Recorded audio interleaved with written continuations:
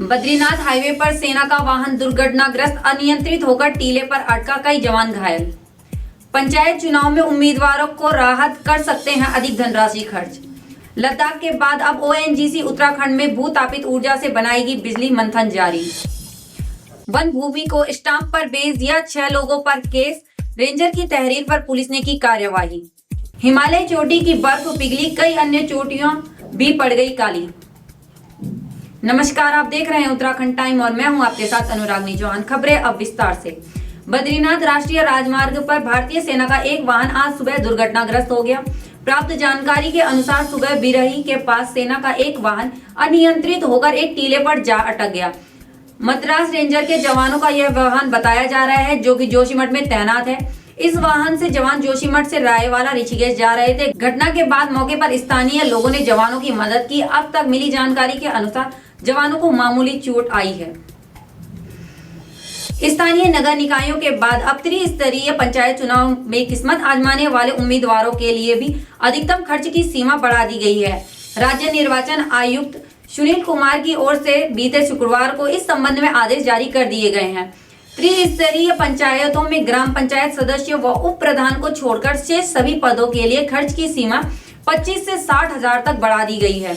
उम्मीदवारों के लिए नामांकन पत्रों का मूल्य और जमानत राशि को पूर्व की भांति यथावत रखा गया है। त्रिस्तरीय पंचायतों का कार्यकाल खत्म होने के बाद चुनाव न होने की स्थिति में ये प्रशासन के हवाले हैं।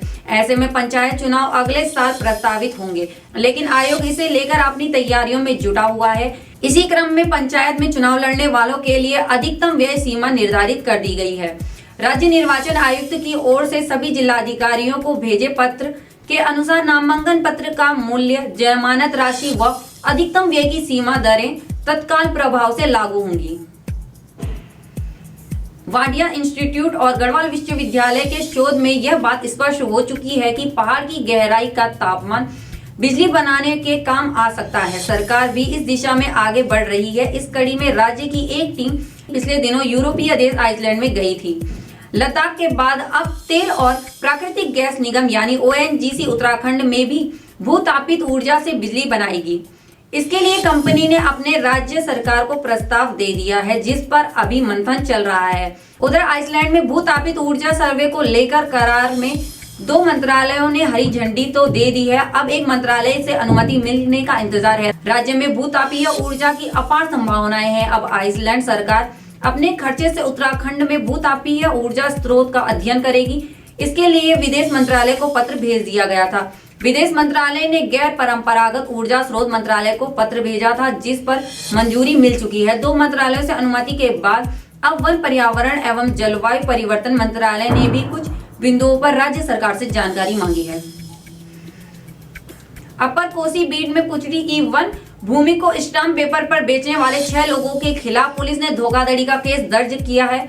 पुलिस ने रामनगर रेंजर की तहरीर पर यह कार्यवाही की है। रेंजर जितेंद्र प्रसाद डिमरी ने कोतवाली में तहरीर दी। इसमें उन्होंने बताया कि कुछ 6 लोगों ने इकरार होकर अपर कोसी बीटी में आरक्षित वन भूमि को स्टाम्प पेपर पर बेच दिया है। इन लोगों ने खुद भी अतिक्रमण करते हुए प्रतिभूति स्टाम्प की कूट रचित की।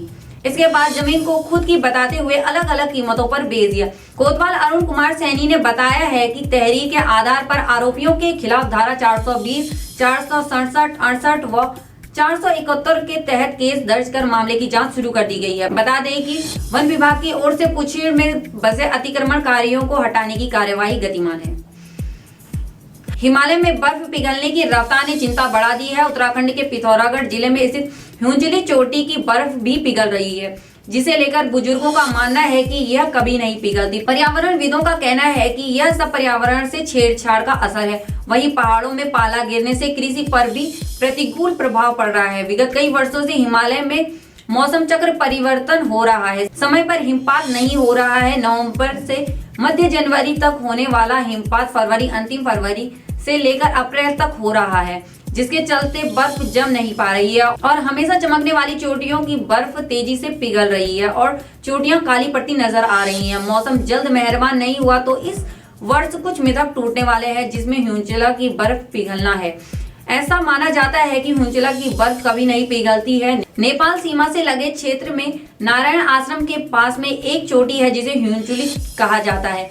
अतीत से ही यह माना जाता है कि ह्युंचुली की बर्फ कभी नहीं पिघलती है, जिसके चलते भारत और नेपाल दोनों देशों में जब बुजुर्ग जन्म, नामकरण व अन्य शुभ कार्यों में छोटों का आशीर्वाद देते हैं तो उनकी लंबी उम्र के लिए ह्युंचुली की बर्फ और नदी की रेत की तरह कभी खत्म नहीं होने वाला आशीर्वाद देते हैं। भारत नेपाल के स्थानीय लोकगीत में भी ह्युंचुली का जिक्र मिलता है।